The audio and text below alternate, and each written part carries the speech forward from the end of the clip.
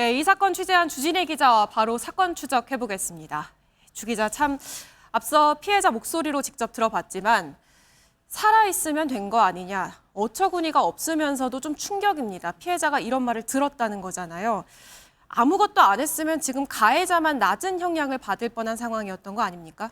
네, 그렇습니다. 그래서 법원이 부실 수사 책임을 인정하고 배상하라고 판결을 내린 겁니다. 예. 가장 중요한 건 역시 피해자겠죠. 저희가 직접 통화해서 당시 초동 수사 상황이 도대체 어땠는지 한번 들어봤습니다.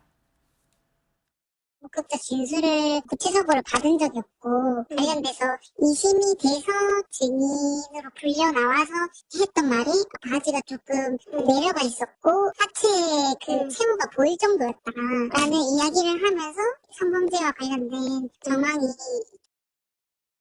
오늘 들어본 얘기잖아요.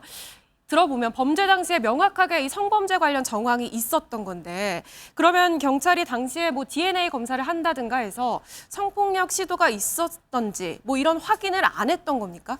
사실 자초지종 들어보니까 네. DNA 검사 하기는 했었다고 합니다. 네. 발견 당시에 피해자는 속옷을 입은 상태였으니까 반쯤 벗겨진 피해자의 바지 안쪽에 DNA 검사를 했어야 하는데 그걸 안 한 겁니다. 그래서 경찰 단계에서는 상해, 그리고 검찰 단계에서는 살인 미수 혐의로 넘겨진 겁니다. 예. 그런데 피해자 측이 이상하다, 내 바지 안쪽 DNA 검사를 해달라고 요청을 했고 가해자의 DNA가 검출돼서 강간살인 미수 혐의로 높은 선고가 나올 수 있었던 겁니다. 예, 그런데도 아직 가해자는 반성을 안 하고 있죠. 출소하면 뭐 살해하겠다 이러면서 피해자 주소 같은 신상을 여기저기 말하고 다녔잖아요. 네, 그렇습니다. 내가 출소해도 50대 정도니까 피해자에게 보복하겠다며 같은 수감자들에게 떠들고 다닌 겁니다. 예. 오죽했으면 재소자들이 이 발언을 제보를 해서 그 협박이 인정돼 어제 징역 1년이 추가 선고됐습니다.